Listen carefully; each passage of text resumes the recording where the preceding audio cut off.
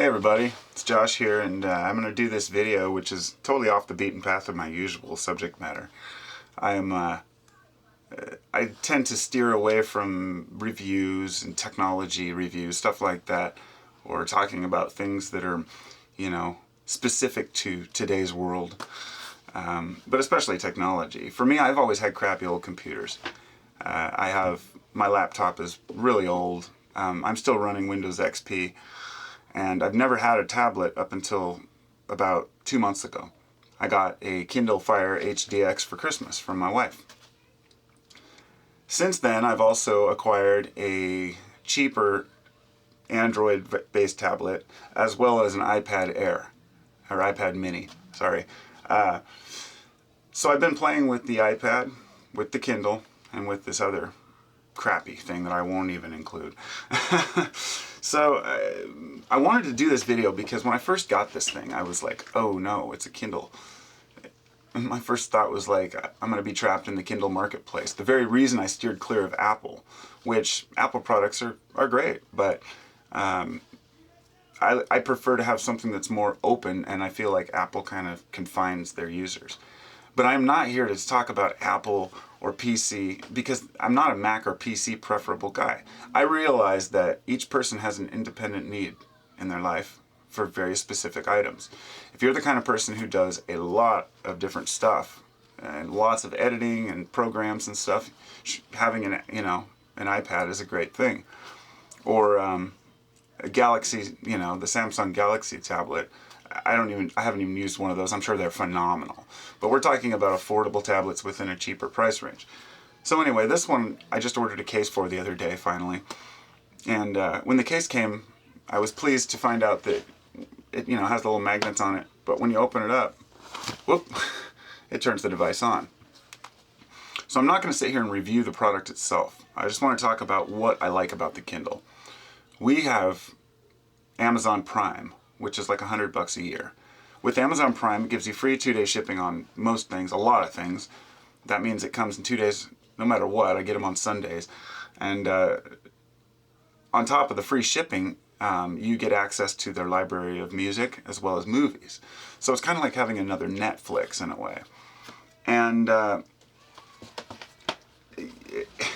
so anyway, I guess this thing puts it to sleep. You open it up, and the only problem when you open it up is that there's always an ad there. This is the one thing that turns people off right away.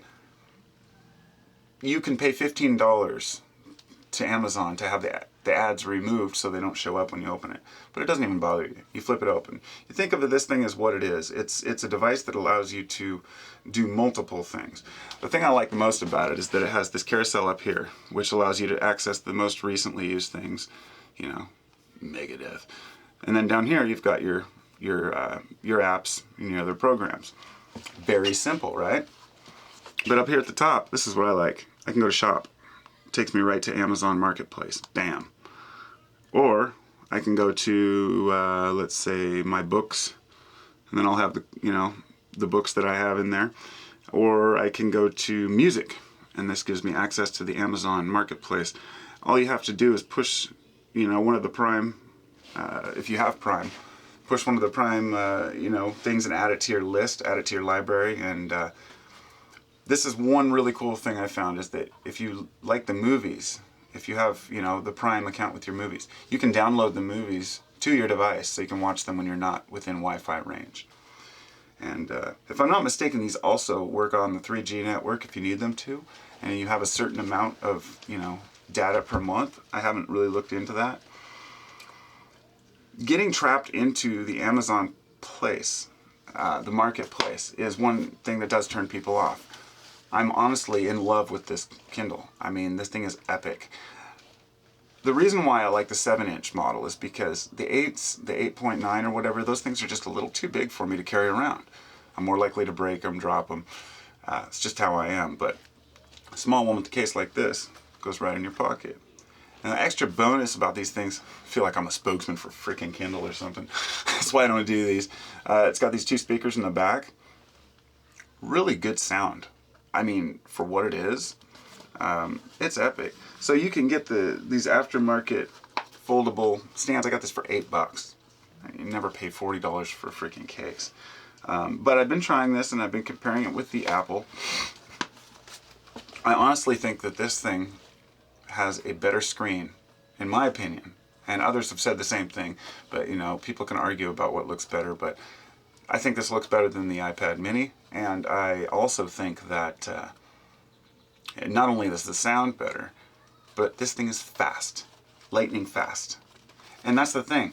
If you're just using your device for what you need it for, everybody has specific needs, so people are going to have different types of devices. I'm going to talk about the main drawbacks of this thing. A, you're being trapped in the Amazon marketplace, but that can be a benefit too. More choices isn't always better. I've found that the more apps you have to choose from, it doesn't matter. You usually find what you're looking for if you're a pretty simple, basic person that doesn't use millions of apps. But the one thing that turned me off from this big time was when I got it. It has the charging input over here and the headphone input over here. That's it. No more cords. They don't allow an HD cable, but that also has its benefits in a way that I found. So you can't hook it up with the HD, so you have to buy one of these things. It's a Netgear PTV 3000. It's